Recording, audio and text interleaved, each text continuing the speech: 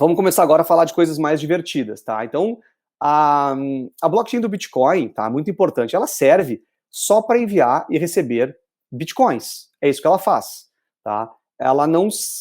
e como a gente sabe, né, quando a gente fala de sistema financeiro, quando a gente fala de operações financeiras, o sistema financeiro não vive só de transferências e de recebimentos. Ele vive também de investimentos, ele vive de empréstimos, ele vive de seguros, ele vive de alavancagem, ele vive de outras operações que muitos de vocês aí conhecem muito mais do que eu, e que a blockchain do Bitcoin não permite fazer, tá? E aí, alguns entusiastas, já vou falar sobre isso em seguida, começaram a entender, opa, né, nós podemos criar coisas mais robustas em cima dessa tecnologia chamada blockchain, tá? E o que foi desenvolvido, eu estou dando um passinho à frente, mas já vou voltar, tais desses contratos inteligentes que vocês devem já ter lido e ouvido por aí, que não tem nada de inteligência, como inteligência humana, mas que são protocolos criados dentro da blockchain que podem fazer processamentos automáticos de, entre aspas, contratos ou de códigos, de forma mais robusta do que acontece no Bitcoin. Então, um exemplo super simples de um contrato inteligente? Vamos supor aqui que eu quero fazer uma aposta com alguém, vou fazer uma aposta com o André, que amanhã vai fazer sol, por exemplo, em São Paulo, tá? Tem que ser, obviamente, um lugar específico, tá? Não no mundo, em São Paulo. E aí eu acho que vai fazer sol e ele acha que vai chover, tá? Então, estou criando uma aposta bem besta para a gente explicar como funciona. Aí a gente pode criar um contrato inteligente que vai ser atrelado, por exemplo, ao Weather Channel, tá? E que vai definir, olha, se ao meio-dia de amanhã, na cidade de São Paulo, estiver chovendo, então quem ganhou vai ser o André. Não me lembro agora, acho que eu falei que o André falou que ia chover. Então, se estiver chovendo, o André vai ganhar. Se fizer sol, o Rafael vai ganhar. Então, a gente cria esse código, cada um de nós bota a aposta nesse contrato inteligente, ou seja, vamos supor que a gente apostou 0,1 Ethereum, 0,1 Bitcoins, vamos fazer 0,1 criptomoedas. Cada um de nós bota 0,1 criptomoedas nesse contrato inteligente, ele vai ser processado automaticamente, ou seja, amanhã vai ser feita essa verificação, o contrato vai ser verificado automaticamente contra a Weather Channel, e não tem discussão. Bateu ali, tá marcando chuva, então esses 0,2 Bitcoins, 0,2 Ethereum, esse valor que foi colocado nesse contrato, vai ser transferido para o endereço do André, porque foi previamente acordado. Né? Nós, de forma voluntária, acordamos em fazer esse contrato. E da mesma forma que se fizer sol, as moedas vão ir para o meu endereço. Então, é uma forma automatizada, que eu dei um exemplo bem besta, mas vocês já podem estar enxergando coisas mais robustas, tá? Como uma compra de imóveis. Tá? Então, eu posso estar vendendo um imóvel, então eu tenho lá vamos aqui dar um passo à frente na evolução aqui dos blockchains. Né? Eu tenho registros que comprovem que o imóvel é meu, tá? E eu faço um contrato que bota, por exemplo, quem pagar certa quantia naquele contrato vai receber o título de ownership daquele imóvel e eu receberei o valor correspondente que eu pedi, tá? Então, é uma forma até por que não, de garantia que o contrato vai ser processado e até eliminação do middleman, né? Eliminação de cartórios ou coisas do gênero, tá? Vamos falar um pouco sobre isso daqui a pouco, porque para falar sobre isso, a gente precisa falar do Ethereum. Tá? O Ethereum é a grande plataforma que possibilitou essas coisas. Tá? Bem importante dizer, tá, que a rede se chama Ethereum, tá, e a moeda se chama Ether. Tá? Eu até às vezes uso sem querer, eu falo, transfere tantos Ethereum, né, mas o certo é Ether. Tá? E no Bitcoin, é Bitcoin, né? A rede é Bitcoin e a gente transfere Bitcoins, mas no Ethereum o nome é Ether, mas muita gente fala, me manda tantos Ethereum, acaba se confundindo mais, o nome certo é Ether. Tá aí o Bitcoin, tá, pessoal, é chamado, né, o ouro digital, como eu falei para vocês, e o Ether é considerado o petróleo digital, até coloquei aqui no slide, tá? E aí, ele surgiu ali em 2013, 2014, e ele foi o primeiro ICO da história, tá? Eu já vou falar um pouco sobre isso, como eu digo, né, aqui quando a gente fala de Bitcoin, blockchain, alguns conceitos vão e voltam, tá? Mas o ICO, Initial Coin Offering, é uma analogia que se faz a IPO, tá? Que é o Initial Public Offering, que muitos de vocês conhecem quando a gente vai ao mercado captar. Aí por que isso? Porque o Ethereum se financiou de forma descentralizada, oferecendo seus Ethers em troca de Bitcoin. Eles fizeram isso, entre aspas, né, sem passar por algum órgão regulador. Eles, na época, ofereceram 2.000 Ethers por Bitcoin, tá, para captar. Então, eu vou mostrar para vocês mais detalhes aqui do projeto, mas então, para quem quiser apostar na gente, a gente vai, para cada Ethereum, para cada Bitcoin que vocês nos depositarem, a gente vai te dar na tua carteira 2.000 Ethers, tá? E eu vou mostrar para vocês que, até vocês podem fazer a conta, mas quem acabou entrando nesse ICO, quem aceitou entrar nessa Initial Coin Offering do Ethereum, se deu muito bem, porque a razão entre as duas moedas está bem menor hoje, tá? Eu trouxe um slide sobre isso, eu marquei isso para vocês, tá? E como vocês viram, o Ethereum é a segunda maior plataforma das criptos. Agora não me lembro ali, acho que está em... podemos entrar na CoinMarketCap de novo, mas se o Bitcoin está 900 bilhões, se não me engano, o Ethereum é uns 300, 200 bilhões de dólares. Então, ela está bem atrás, mas, assim, é a segunda maior disparada plataforma. E ela é uma rede mais complexa do que o Bitcoin, como eu falei, porque ela não permite apenas transação de moedas. Ela é uma plataforma para aplicações descentralizadas, tá? Então, esse é o grande trunfo do Ethereum, tá? Então, ela permite que a gente construa plataformas, construa aplicações em cima da própria plataforma do Ethereum. Tem uma questão técnica envolvida aqui, tá? Que, para quem é de programação vai me entender, o Bitcoin, ele até permite que a gente crie contratos inteligentes, até é possível a gente fazer isso, só que ele não permite a criação de loops, tá? De códigos em loop, tá? E isso faz com que limite muito o tipo de aplicação que eu possa criar. E o Ethereum permite, tá? Então, essa, digamos, é uma das grandes diferenças entre Ethereum e Bitcoin. Então, tem uma robustez no código que eu posso programar em cima do Ethereum que faz com que ele seja o que ele é hoje, que ele tem essa potência que ele tem hoje. Tá aqui é a foto do Vitalik Buterin, que é o criador, diferente do Bitcoin, o criador do Ethereum, ele é conhecido, esse menino, esse russo, tá? Ele não tinha nem 20 anos quando ele criou o Ethereum, tá? Vocês podem procurar um monte de palestras dele falando sobre isso. Ele era um entusiasta do Bitcoin desde o início, mas ele era um pouco frustrado, vamos dizer assim, com as limitações do Bitcoin. Então ele juntou aí um time para fazer esse ICO, tá? Então foram levantados alguns milhões de dólares que ajudou de fato a financiar o projeto. Então a ideia dele foi isso: olha, eu tenho essa ideia, que é criar essa plataforma, assim, assim, assim. Ele fez essa divulgação na época de 2013, 2014, e falou, olha, tô dando, para quem quiser, tô dando esse número essa recompensa por quem me entregar bitcoins, tá? Então, pense que na época era um pouco, eu vou depois trazer os valores para vocês, era um pouco arriscado, dá para se dizer assim, porque eu estou trocando o certo pelo duvidoso. Assim como hoje a gente olhar projetos aí que estão sendo desenvolvidos, como é que eu vou saber se eles vão vingar daqui a 6 anos, tá? Então aqui, pessoal, essa aqui é a página de lançamento do Ethereum, tá? Então isso aqui tudo vocês podem procurar na internet, ainda existe, tá? Prints e coisas. Eu fiz um Ctrl-C, Ctrl-V aqui, mas vocês podem ler coisas que o Vitalik postou aqui em julho. Primeiramente, eu quero agradecer a comunidade, em especial aqueles que abandonaram seus projetos para se dedicar a isso, pela sua paciência com relação ao lançamento dos Ethers.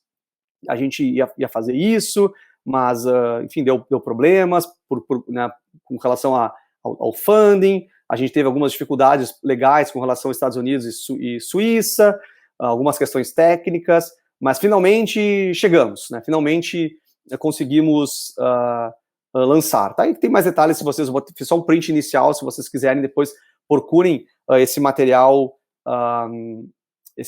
na internet, tá? E olhem que interessante, acho que eu botei no próximo slide, porque aqui tem toda a explicação, tá? Eu peguei só isso aqui que eu acho bem legal de falar. Ó, o preço do Ether vai ser inicialmente definido num preço, numa promoção, vamos dizer assim, né? Uma promoção de 2.000 Ethers por Bitcoin. E ficará assim por 14 dias até chegar à taxa de 1.337 Ethers por Bitcoin. E isso vai durar por tantos dias lá até setembro de 2014.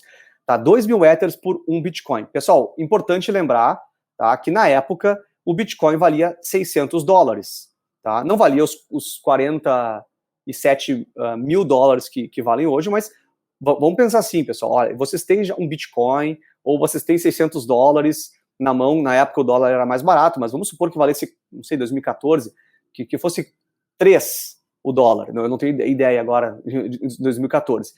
Nós estamos falando em colocar que seja um Ethereum, né, um Bitcoin. Eu estou pensando em colocar um Bitcoin, que é uma coisa que já valorizou e está valendo $600, ou pegar R$2.000, R$3.000, e colocar num projeto que né, de um russo, né, que, enfim, que parece fazer sentido, ele vai me dar 2.000 Ethers, tá, que podem literalmente virar pó, como muitos projetos de ICO viraram pó. E aí, né, entro ou não entro? Né? Hoje, como eu sempre digo, né, ser profeta do acontecido é a coisa mais fácil de ser, mas na época era uma decisão difícil, tá, pessoal? Para vocês terem uma ideia, hoje o Ethereum vale $3.500, tá? Eu cheguei eu conheci bem o Ethereum, assim, mais a fundo quando ele valia 100, tá? Então imagina, olha a valorização. E eu comprei na época alguma coisa, vendi depois, então eu não segurei, tá? Quando deu uma boa valorização, eu fiz um lucro ali, mas eu, enfim, na época, né, não entendia tão bem como eu entendo hoje, fui precipitado, tá? Mas ainda, né, ainda foi legal, imagina, mas ainda a plataforma já estava criada.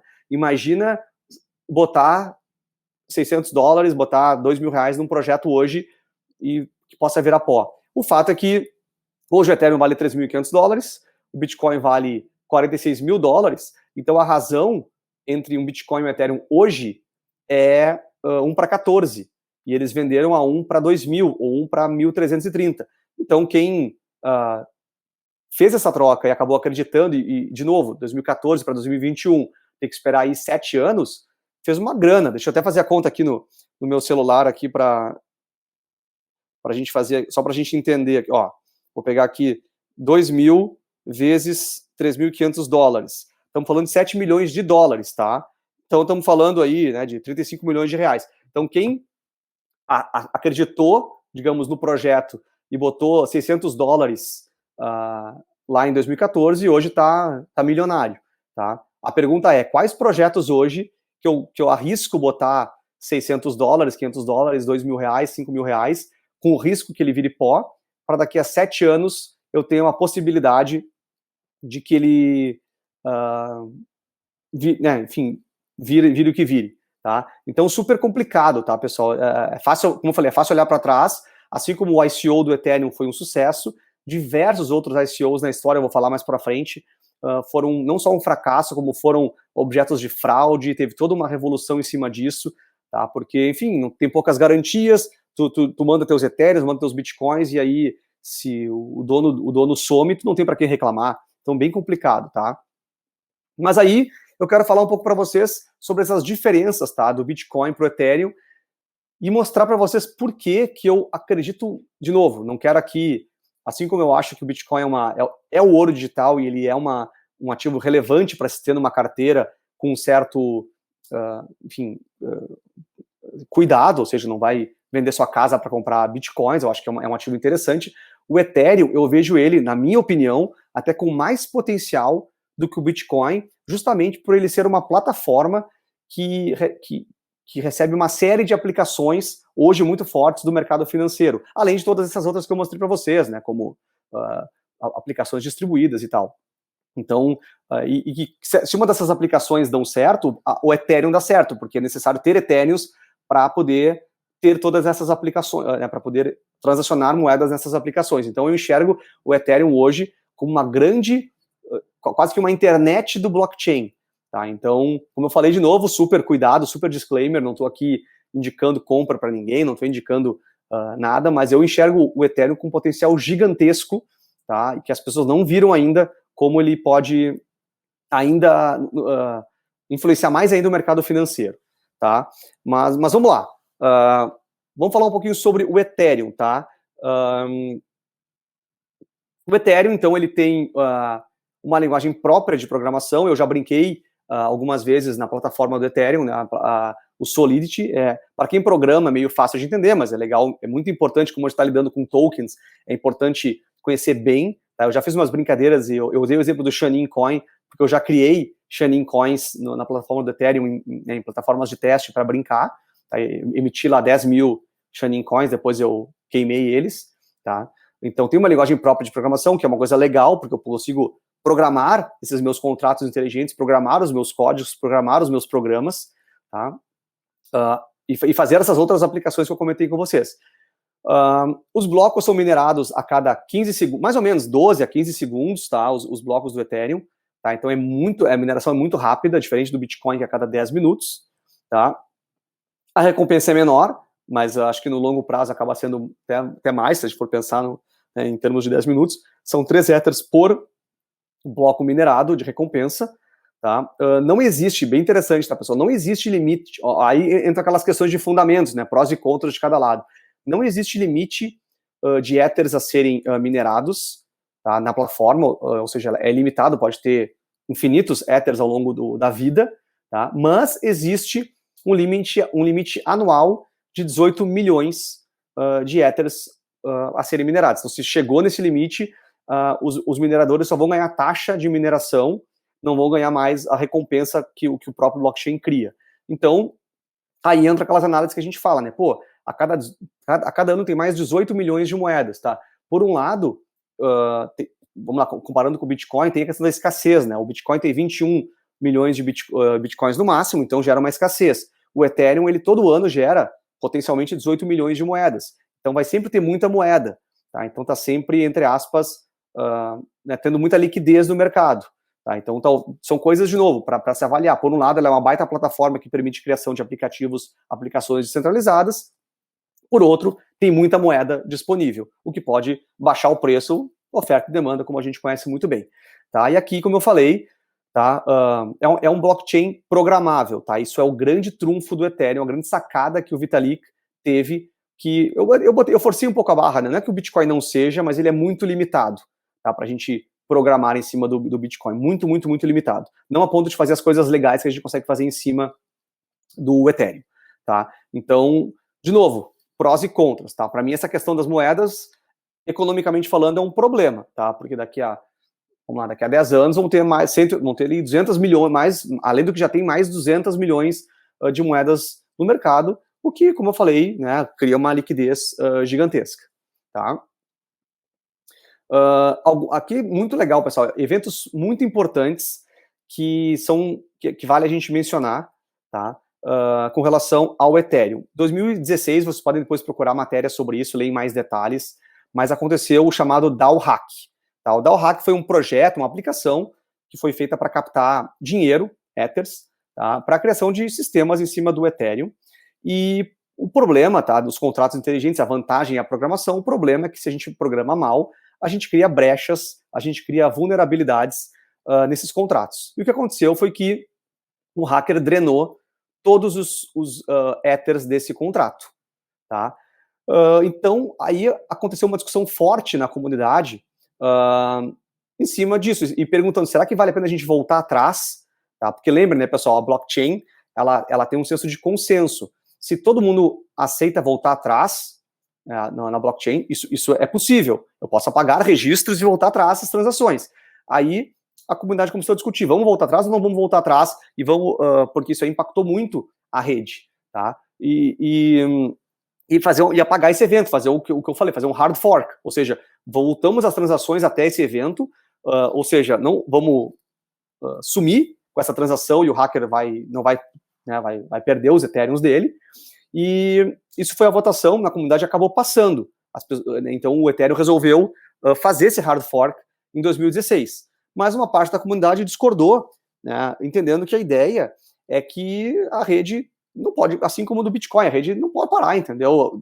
Deu problema, é do jogo, faz parte do processo. E aí quem discordou, né, nesse caso, diferente do Bitcoin Cash, quem discordou desse processo acabou ficando no Ethereum Classic. Tá? Então isso é uma outra moeda, se vocês olharem ali no CoinMarketCap, o que é Ethereum, o que é Ethereum Classic? Então Ethereum Classic são aqueles que ficaram que ficaram no Ethereum clássico, né? Ou seja, que aceitou o hack do DAO e seguiu o rumo com esse evento de hacker, né?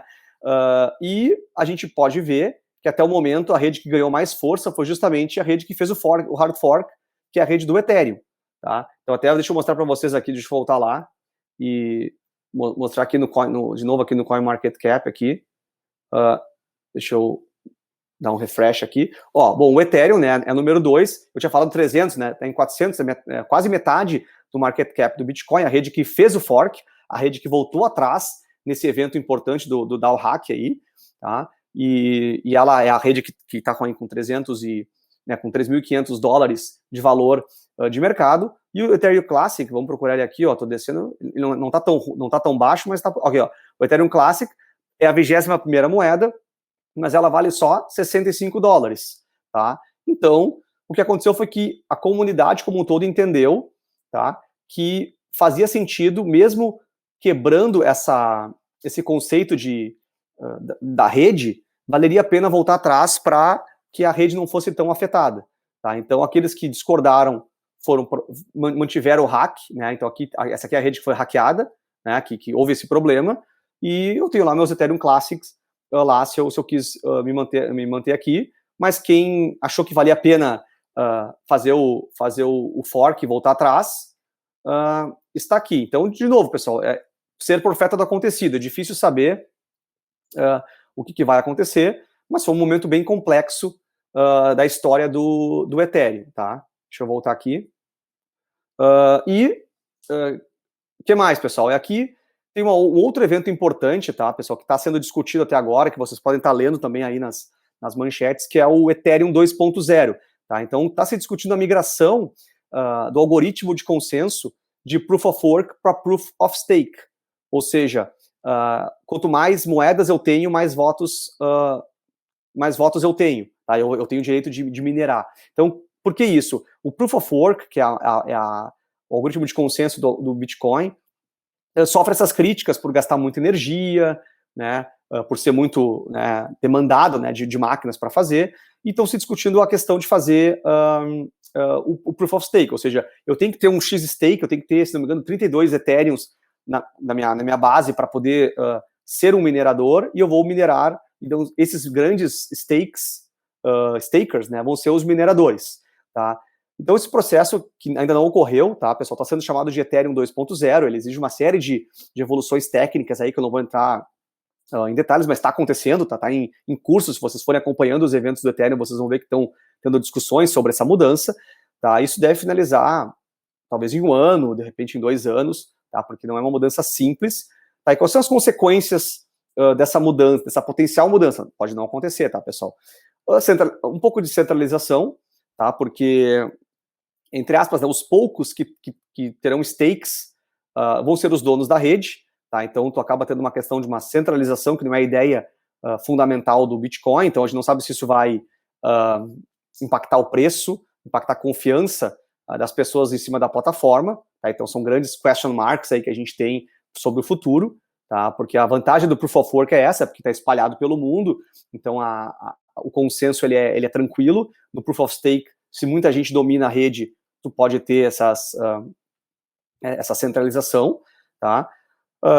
Mas a ideia por trás disso, tá, é ganhar muita escalabilidade, ganhar muita segurança e ganhar sustentabilidade, tá? Então, tem os prós e contras, tá? Eu confesso para vocês que eu não tenho ainda uma opinião formada, tá?